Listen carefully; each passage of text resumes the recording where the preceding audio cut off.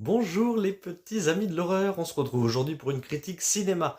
Et là on est sur une actualité toute fraîche avec Conjuring 4 aujourd'hui je vais vous parler.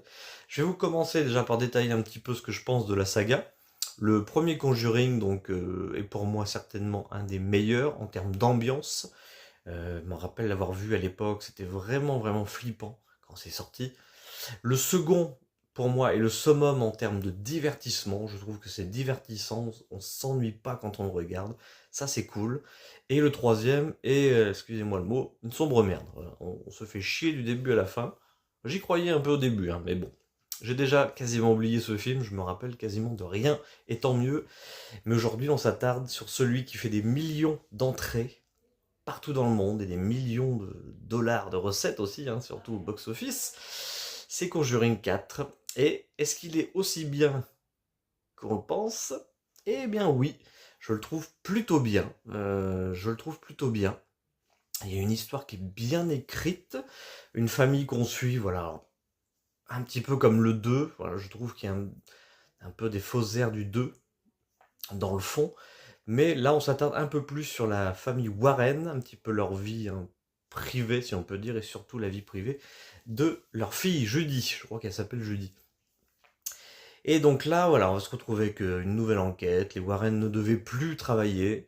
Ed a des problèmes de cœur, mais il y a quelque chose qui va faire que il va falloir faire une dernière enquête. Et la dernière enquête, eh ben, s'avère plutôt intéressante, bien rythmée, même si 2h10 c'est peut-être un petit peu long.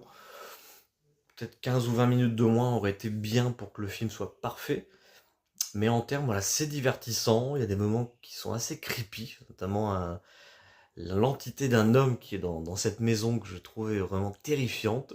On retrouvera même notre copine Annabelle, au passage qui nous fera un petit coucou. Et non, j'ai trouvé vraiment le film sympa. Je partais vraiment négatif, j'ai eu beaucoup de mal à rentrer dedans pendant trois quarts d'heure au moins, et puis après la deuxième heure a filé à une vitesse folle. C'était divertissant, pas innovant, divertissant, ça conclut une saga bien, avec des petits caméos à la fin que je vous laisserai découvrir sur la scène finale. Mais ça reste un bon film, et certainement, voilà, il passe devant le 3 largement. Voilà, donc n'hésitez pas à le voir. Pour une fois, la pub n'est pas mensongère. Le film vaut le coup. Si on aime les acteurs Farmiga pardon, et Patrick Wilson, on est content de les retrouver dans leur rôle iconique de Ed et Lorraine Warren. C'est un bon film, on passe un bon moment. Ça fait peur, ça fait rire, mais pas dans les moments qu'on imagine, et donc ça va.